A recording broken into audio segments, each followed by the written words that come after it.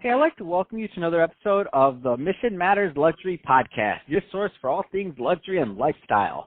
My name is Adam Torres. You can follow me on Instagram at AskAdamTorres. Keep up with my book releases, book tour schedule, signings, all that other good stuff. Always love to connect with you there.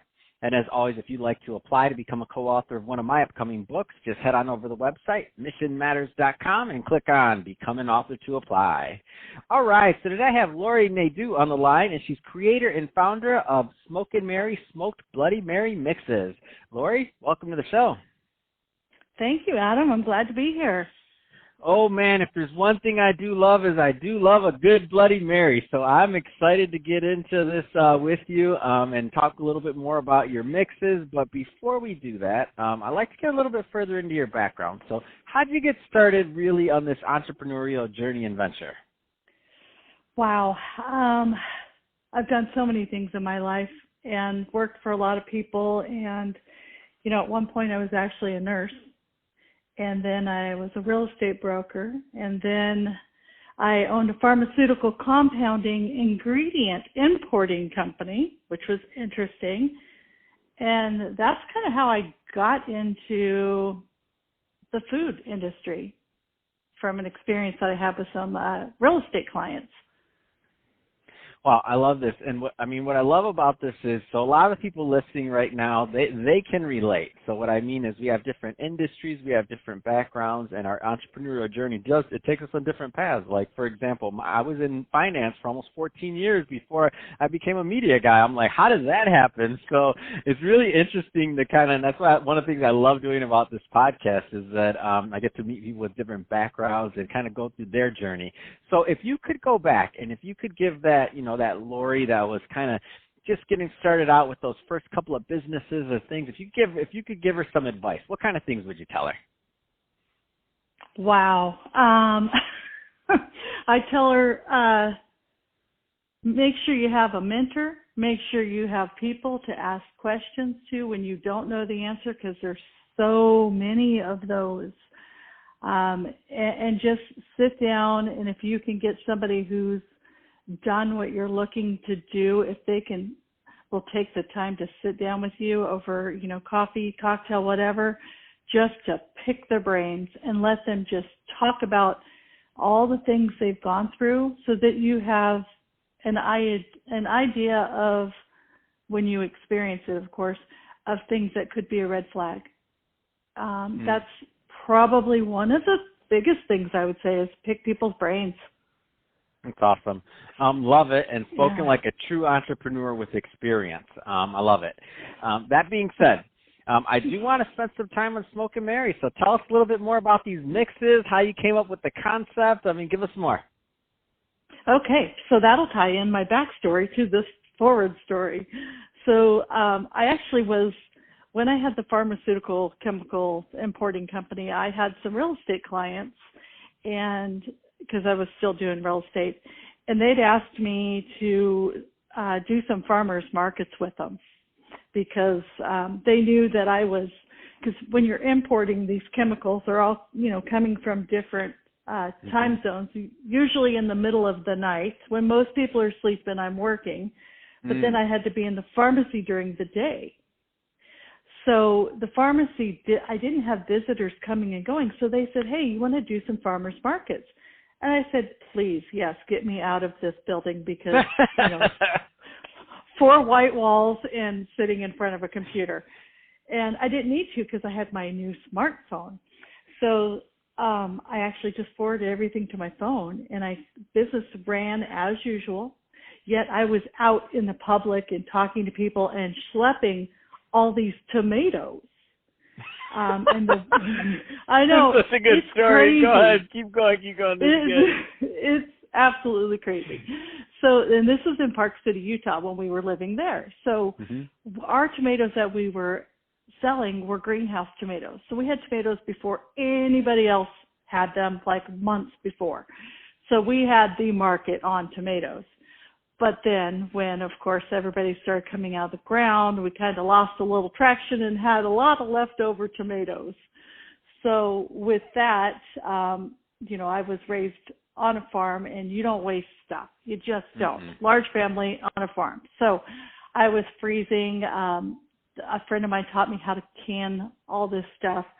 And I made salsas, and I smoked the salsa, and I made all kinds of pizza sauces. You name it, I had it if it was made with a tomato. and then I still had a whole bunch left over. So then I had them all in my neighbors' freezers. And my neighbors, because it's getting ready to be winter in Park City in the mountains, you've really, really got to be prepared, and you need your freezer space. So I had to get them out of there, and I was talking to a neighbor who'd stopped by for a beer because, we're the usual stop on the way home for people to get a beer. And I'm like, what am I going to do? And he says, well, why don't you make Bloody Mary mix? And I just looked at him and I'm like, well, I never thought about it. And I never thought about it because traditionally I would have Bloody Marys in two places, in an airport or in a casino. And those were two things I really didn't frequent that often, but that was my go-to for them. So I thought about that and I looked online. I found a recipe, 4 ingredients. I think it was tomatoes, Worcestershire, horseradish, and I can't remember the other thing, maybe celery salt. And I mixed it up, and I'm like, I said, I don't know. That needs some help. So I opened up, I opened up the cabinet with all the spices. I opened up the fridge with all the different condiments, and I just started throwing stuff in there. And I'm like, I don't know if I can, make a bunch of this stuff. And then I thought, maybe I should smoke the tomatoes because when I smoked them for the salsa, it was really good. And that's how it all started. Wow. And it just continued. What a story. It rolled and rolled from there. And it was 5 years getting that first, the red recipe, the Smokin' Mary original, 5 years, 16 revisions. Whoa. And then and at that same time, I actually had 4 or 5 recipes because I had the one that I launched first, which is Smokin' Mary, and then I had a green one that I made with tomatillos, which really? Was like love that. I've never had a tomatillo-based one. Oh my gosh! Go ahead, keep going. You're making me thirsty. Yeah, I know. And then so I had these different versions and. Then my husband recently came up with a new one, last year and a half. That's recent when it takes you 5 years for a recipe. And we got a smoked sweet one now, which is based on so I'll go back to Green with Envy. So we actually launched her and all of them are personalities. They're all women. So you got Smokin' Mary. She's sassy, pinup girl. And then Green with Envy. She's kind of a more subtle, kind of Southern girl because she's green tomatoes. And she's actually, I love this. Yeah, and so she's a vine ripened green tomato. We actually worked with the farmers for 3 years just to get that tomato right because it's a new variety. And so we finally got that on the market, or we got it in production last October. And then we now have a Little Tart. Little Tart, man, she's sassy. She's sassy like a little tart is like not a floozy, but a flirt. She's a sassy flirt. And she's a fruit based. I don't know. Have you ever had a sangrita?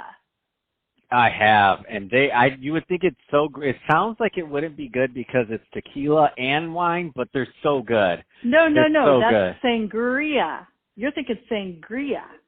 No, you said sangrita, so sangria mixed with margarita, so it's a half and half, no? Yeah, I thought you said in wine. You said... Well, sangria base is wine, and then right, a margarita base is, so that's what I mean, like wine and tequila, You're like, it sounds like it'd be gross, but it's delicious. It's a tomato base and it does have the heat and the smoke. And the sweetness of different citrus fruits. And wow. That one is outstanding as well. I love the whole, I've looked at the website and everything else and the way that you're developing this. And so, I love it. I mean, it looks great. It looks delicious. And, Laurie, I could talk to you about this all day long. I have like 50 more questions, especially on who the taste testers were over the last 5 years. But that being said, we're about out of time. So, Laurie, if somebody's listening to this and they want more information on Smokin' Mary or to order, or I mean, what's the best way for them to connect with the brand and to taste this amazing product? Well, the best way to connect with the brand for purchasing is on our website, which is www.smokin, SMOKIN, Mary, MARY.com. But also connect with us on Instagram, which is Smokin' Mary Mix, Facebook.